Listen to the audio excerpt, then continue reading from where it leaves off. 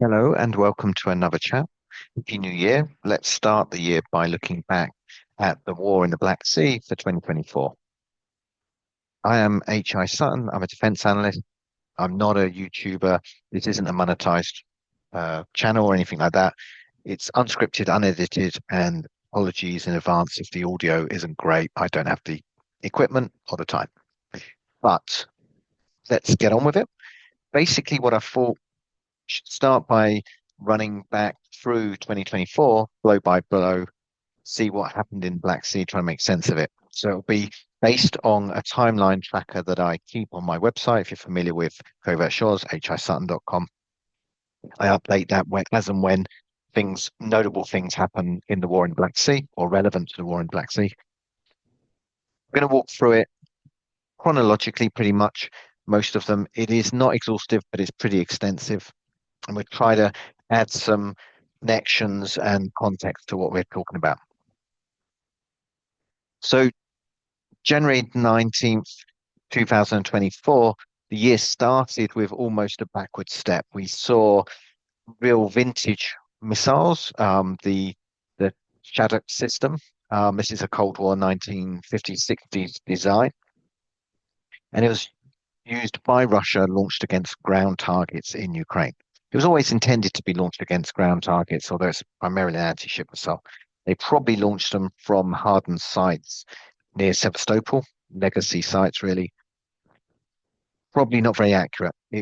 Whether it's a sign of desperation, this is before Russia started to receive more uh, North Korean and Iranian missiles, but it's a very strange move. Possibly it's a decoy just to expending old and legacy, almost useless weapons in order to overwhelm Ukrainian defenses. January the 31st was the first warship sinking of 2024. And this was the start of what can be considered like the happy time for Ukrainian USV operations. There's going to be quite a few ships sunk by them. So Ukraine's HUR intelligence organization sunk a Russian Navy Taranto class missile corvette just off Crimean coast. It was attacked by multiple USVs, uncrewed surface vessels. Those vessels were probably, well, almost certainly the Magura V5 uncrewed surface vessel, USV. Basically, it has a big bomb in it, detonators on the front. It has to ram the target. So it's pretty much a one-trick pony. It rams the target and blows up. Yeah, they were used very effectively, starting with this attack and for several attacks afterwards. About the same time, it wasn't just the USVs that Russia was concerned about. They a lot of threat of air attack in Sevastopol. They'd already withdrawn a lot of warships from Sevastopol, but they started camouflaging the ones that were still there with camouflage netting. How effective? Debatable. What were they hiding from? There were three main threats. The first was Storm Shadow or Scalp EG, just different names for the same weapon, supplied by Britain and France. These are cruise missiles, air launched, and they were very effective against ships. Also, Ukraine started launching its own Neptune attack missiles, basically an anti-ship missile that could be redesigned or repurposed for land attack, slight enhancements. And the American ATACMS was coming in service. That was not yet being used against Sevastopol, but the threat was there, concern was there. Um, these missiles, the Storm Shadow, very effective. The Neptune, possibly less effective in this role, but still a threat. And the ATACMS, the real big threat to ships in port. Outside port, the happy hunting times that continued. Again, the HURs attacked USVs, managed to sink a Russian ship, this time a transport ship, a Repulsor class landing ship, likely carrying munitions or other heavy military equipment between Russian coastline and Crimea.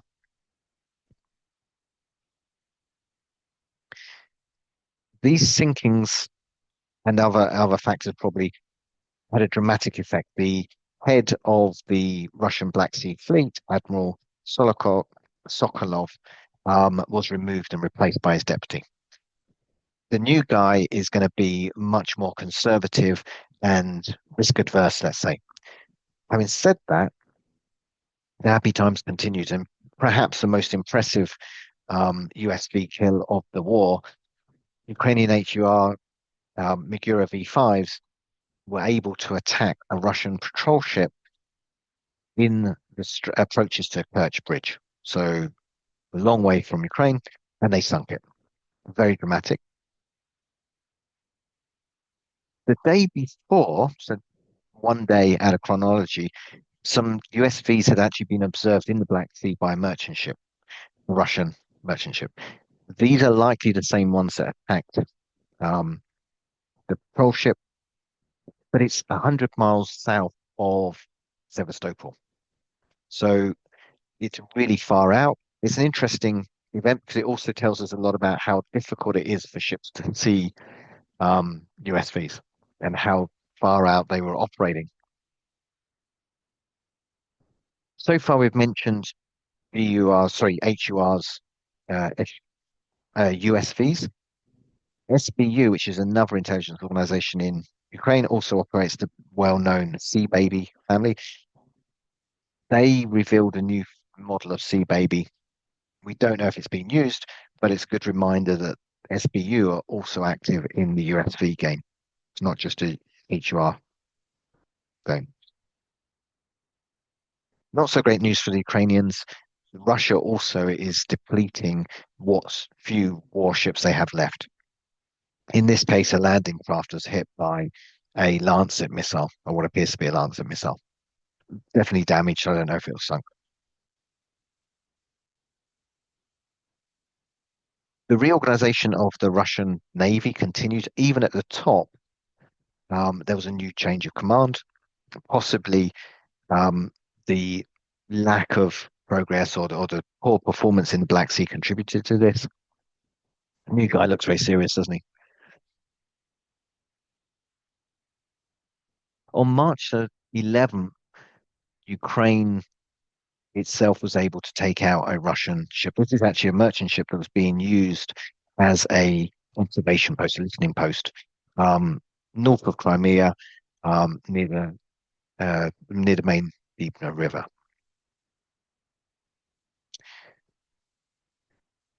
The Russia has a sort of series of uh, ships ferrying supplies between Russia and Tartus in Syria, the Tartus Express or Syrian Express. These suddenly stopped using the Black Sea. Almost certainly a major contributing factor is the Ukrainian USVs. And I would suspect that basically the Russian Navy said, hey, we can no longer protect you from USVs, and the merchant ships had to reroute both general merchant ships, but particularly ones going to Syria.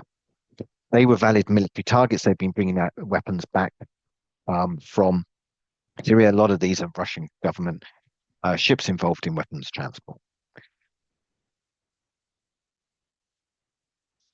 Also in March 23rd, there was a major air raid on Crimea, on Sevastopol, using predominantly, it was reported, Neptune missiles, but also some Storm Shadows and Scalps. And actually, quite a few ships were reported damaged, although with the passing of time, it's not so clear how badly damaged some of these were. Probably not very. April the 3rd started with something interesting. An upturned boat was found by Romanians. When they turned it up the right way, a nasty surprise, it had a big bomb on it, actually a warhead from a Starix anti-ship missile. This is a USV, identified that it's an AM 800 rib that's used as a high-speed maneuvering target. So it's optionally crewed. It can be an uncrewed service vessel supplied by the US, no doubt. It's not confirmed that it's Ukrainian, but it's pretty obvious that it was. Nothing more has been seen or heard of this type of USV. Another angle for attack that's not so well reported.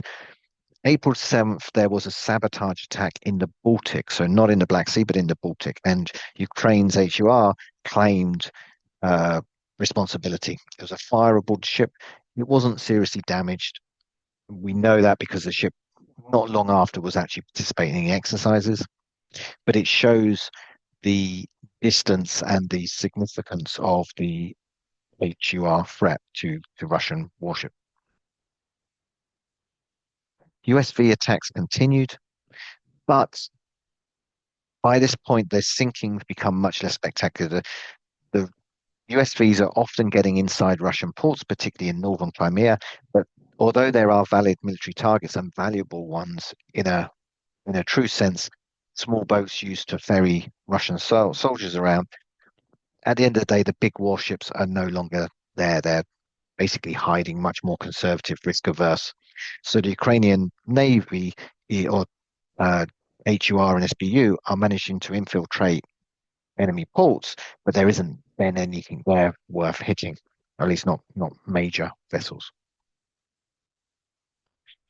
At the same time, Russia had actually becoming better at dealing with the USVs. In particular, aircraft, helicopters were being used and are still being used to deal with USVs. And to try to turn the tables on that, Ukraine actually deployed a USV with air-to-air missiles, uses like Frankensams, if you like. The missiles are Soviet-era AA-11 Archer missiles. We now know, at the time we didn't know this, but we now know it's a form of Magura operated by HUR. It was taken out by a helicopter. It fired one missile, the other one, no problem. But it showed, it's sort of foreshadowing things to come. ATACMS. So I mentioned earlier that the use of ATACMS was much anticipated, and that depending on the exact form of the missile, it could be very effective against ships. That happened on May the 19th. A Russian corvette, caliber capable, so a very high value warship, was sunk in Sevastopol, almost certainly with ATACMS, although that's not confirmed. The ship properly sunk, no doubt about it.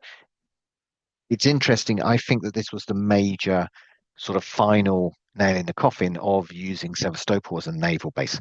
Russia had at various times withdrawn from Sevastopol steadily, different assets, the most valuable things, but it was still using it up till May. After this, it's very rare to see warships in Sevastopol.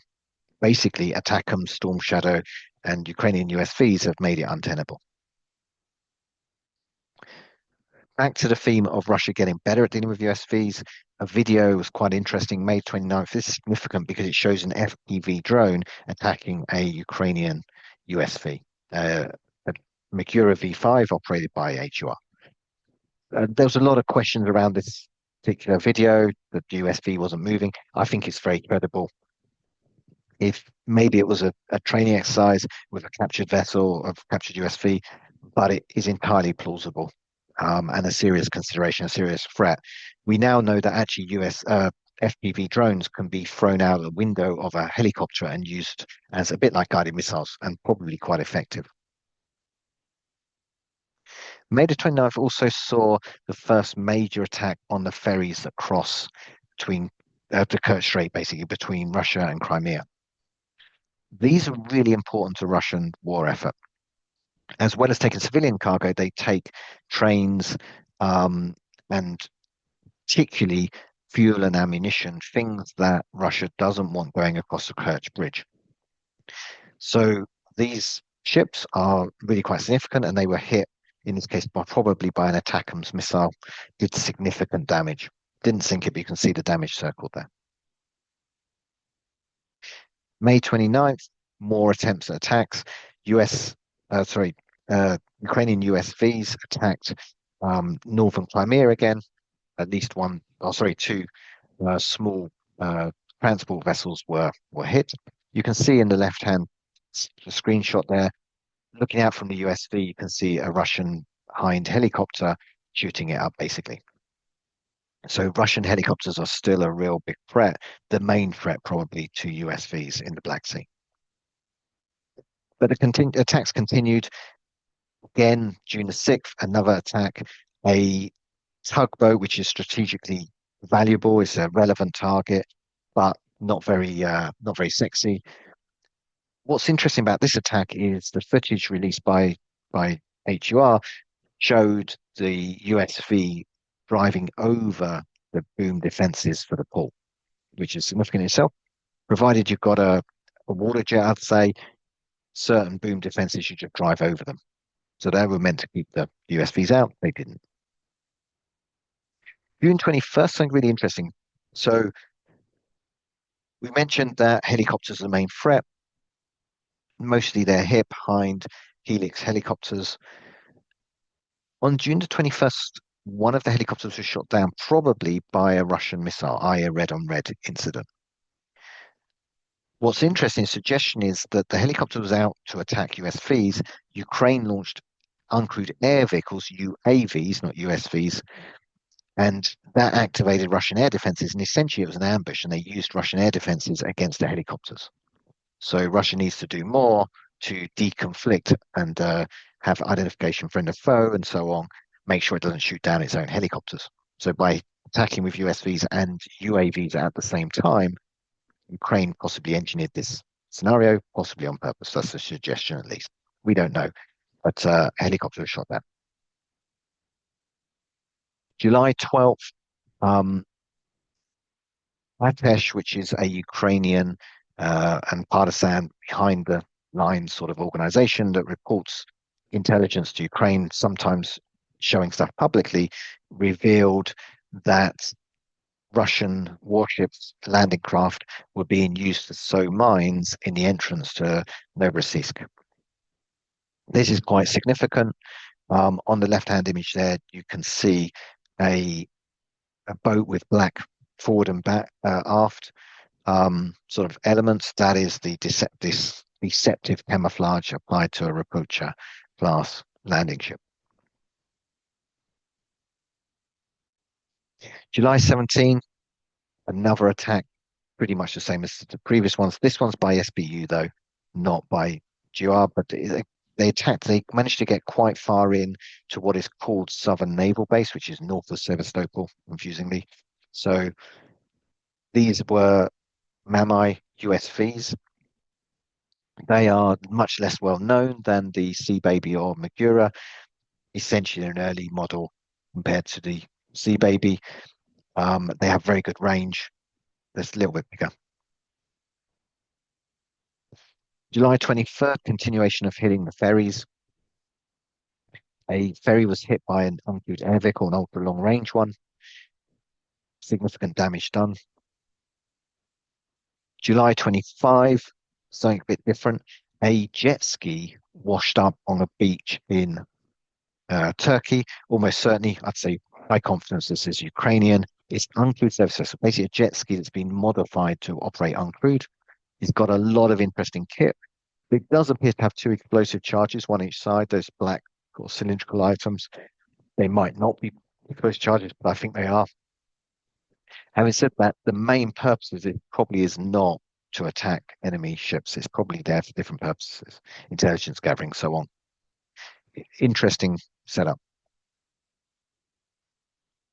We then have the Kerch incursion, where this is on land, not in the Black Sea itself, but Ukraine advances into Russia proper. This triggered or coincided with Russia increasing its attacks on Ukrainian ports and naval bases, particularly Odessa. They scored some hits against both military and civilian infrastructure. Some examples following that: August the 29th, the strike on Odessa destroyed Ukrainian Navy ship A540, which is one of the last original Ukrainian naval vessels. On September 20th, merchant ship Golden Lion was hit. That was quite well publicized. Much more recently, on November 28th, Russia launched 28 caliber cruise missiles from the Black Sea Fleet in a similar raid. By November, we're talking about the winter campaign, the idea of attacking infrastructure, that basically trying to freeze, energy infrastructure to freeze Ukrainians for winter. But these attacks are sort of a background to what we're going to lay out now. August the 3rd, there was another missile attack on Sevastopol, probably with ATACMS, possibly other missiles, Storm Shadow, but probably ATACMS. And this time they hit the submarine, a Kilo-class submarine Rostov-on-Don, which had previously been hit by Storm Shadows and put out of service. Interesting, this screenshot from MT Anderson of satellite imagery. The submarine itself is actually under that camouflage net, and you can just see the tail, the aft surfaces. And then what looks like a submarine that he's then highlighted is actually a fake. That is a fake that they were building, no doubt, before the attackers hit, to kind of deceive the Ukrainians. It didn't work. August 29th, gas platforms that are in the center of the northwest Black Sea, essentially halfway between Ukrainian-controlled Odessa coast and Russian-controlled Crimea. These are the front lines. Both sides are repeatedly and trying to take control of these gas platforms. Um, Ukraine struck one with a USV, and it's continued burning since. The accusation or the suspicion is that Russia had been using GPS spoofing or jamming devices located on the rigs. Back to the the ferries of the Kerch Bridge, August 22nd, a Neptune missile this time hit one of the ferries. You know, a big fireball. I think the ferry was lost, definitely, going by memory. So from now on, Russia can't ferry very much heavy like trains or heavy vehicles across the Kerch Straits. They have to send them by rail um, or road across the Kerch Bridge. In part of that tax on the the gas platforms that I mentioned, Russia started using AS-4 kitchen anti-ship missiles launched from backfire bombers. Four of them hit Snake Island on August the 23rd. There are more instances, not all of them in the media. This is significant because soon after, on September the 11th, a grain ship, MV Aya, was hit by one of these missiles. And it's quite far south of Snake Island. I think most likely the missile was launched against Snake Island, missed. Even though this missile is massive and very powerful, hitting a grain ship is kind of similar to firing your rifle. If you're a keen shooter, you'll know at a rifle range you often have a bucket of sand. That is enough to stop any bullet you shoot into it. A grain ship is like that. So as we know from from the Red Sea, large merchant ships are incredibly resilient, even to these very powerful missiles. But I think it's a little bit of a changing point. This was well publicized, and it coincided with a decrease in Russia using these old and not very accurate missiles against these platforms. September the 11th, also an interesting day. Some Ukrainian HUR operatives on ribs, so on small inflatable, rigid hulled inflatable boats, managed to use a shoulder-fired missile to hit a Russian aircraft, flanker, Su-30. And the flanker was probably launching Krypton missiles against gas platforms.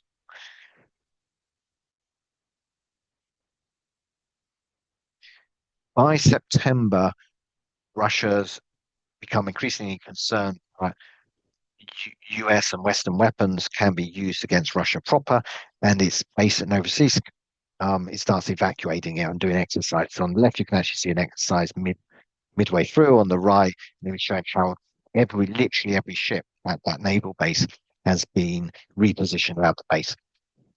They said it was an exercise. Um, Myself and others, certainly the UK intelligence community or the MOD with their statements, do not believe that. Um, they're basically concerned that storm shadows or ATACMS could be used against this base. Also in September, the defences of the Kerch Bridge, mentioned how strategically important it is, now how lots of planes have to carry sensitive, explosive cargoes, things like that. The number of barges and the amount of nets and other defences has greatly increased.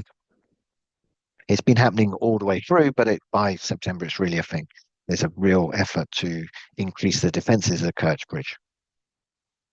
At the same time, Russia starts being able to get ballistic missiles and other weapons from Iran. I believe that they are mainly being unloaded at Olyoport in Russia. This is an image of the port from the Port Authority or the Port Control Company, I guess.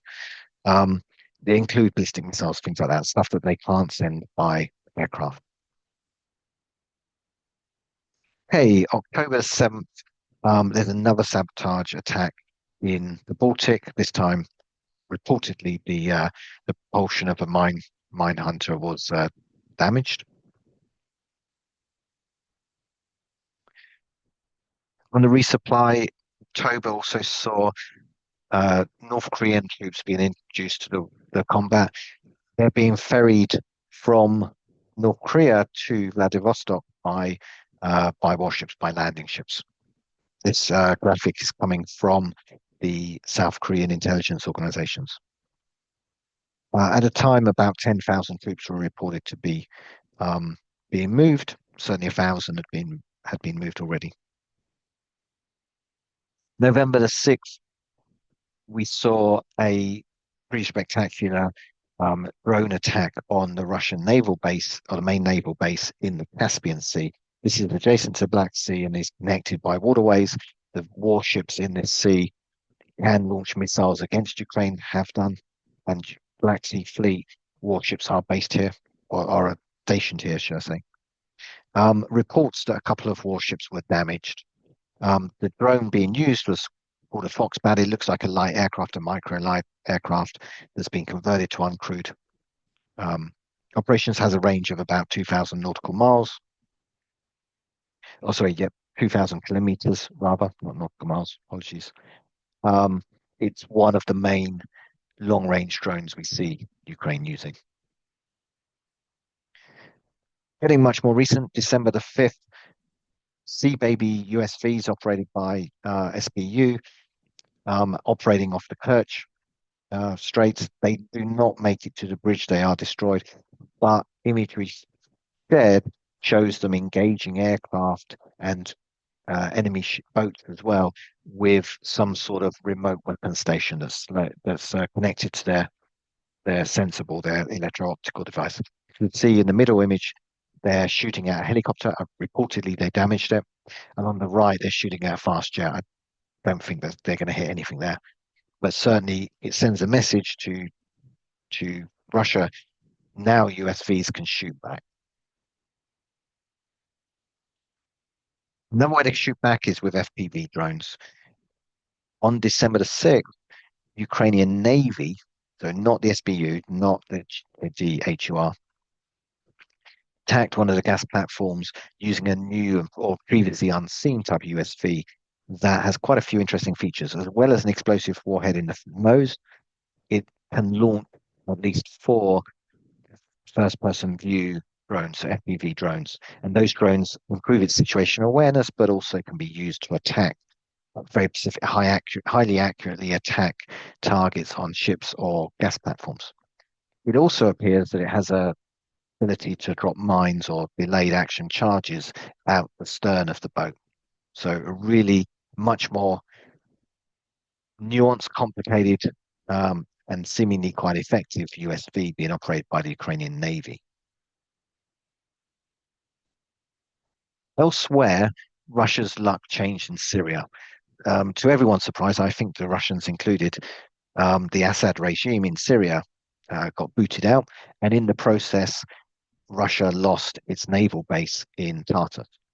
That's still ongoing. People are saying they're going to make a deal. It doesn't appear to be the case. They're still evacuating as of now. That has some significance in a couple of ways. In the big picture, this is a major part of Russia's influence in the Middle East and Africa. Practically, it was a place that ships and submarines were deployed in Black Sea and Tartus. And after the invasion in 2022, the warships could no longer travel through the Bosphorus, but the cargo ships could. The Syrian Express I mentioned. Ukraine has stopped the Syrian Express going by the Black Sea. Now, when Russia has to evacuate or earlier to reinforce its forces in Tartus, they had to go the long way around from the Baltic. December the 15th, 17th. This isn't a military action. There was a storm, a gale in the Sea of Azov and the Black Sea, and two tankers were sunk on December the 15th, along with a crane barge and then another tanker on December the 17th. Caused quite an ecological uh, situation, oil spills. At the time, you could ask the question, was this enemy action? I don't think it was. I think it is just bad weather. It's significant. I've included it because it's naturally part of the timeline. I do not think Ukraine was involved in this. It's just bad luck. The one way you could say Ukraine was involved is these ships, the tankers, were only operating where they were because of the war in Ukraine. But moving on, December 23rd, we saw another attack by long-range drones. These are aerial drones, not USVs, against northern Crimea, and they hit a tugboat here, just an offshore support vessel. Sorry, this boat used to be Ukrainian. It's now Russian. December 23rd, Ursa Major, which is a notorious weapons running ship, Russian government, suffered three explosions and sunk. This is it listing before it sunk. It's facing towards us, so it's listing to starboard on its right-hand side. The white superstructure is at the front of the boat, not the back, like most ships. It was carrying a couple of cranes. Speculation that the cranes are destined for Libya, although officially they were destined for Vladivostok, and possibly some of the equipment was. This is suggested to be sabotage by the Russians, and by inference, the sabotage would be done by Ukraine. That I believe is plausible, although the ship also was completely capable of sinking itself through bad maintenance, it seems.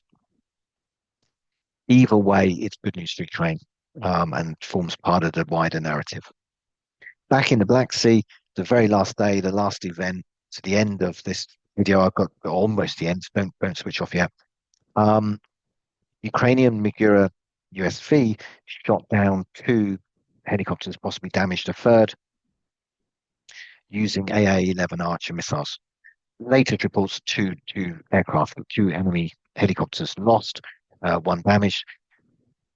Not 100% confirmed. They say it's Migura V5s. I think it's the Migura with the missiles like we saw before. So from Ukrainian perspective, a good way to end the year. Okay, do you have some thoughts on follow-up videos? I went through every step here. I was thinking about doing a shorter, more highlight sort of based version that discusses the trends, more analysis based. Let me know if that's interesting. Alternatively, more on the USVs and how they've evolved. Another side topic is Russians' Navy's attempts to camouflage and deception and avoid being targeted, or 2025 outlook and predictions. I can't promise to do all these, but if you've got particular video requests, let me know in the comments. As I said, I'm not a YouTuber. It's great that I've got so many subscriptions, but I'm just doing this for fun. Apologies for the audio. I don't know until I listen whether it's going to be any good. But take care.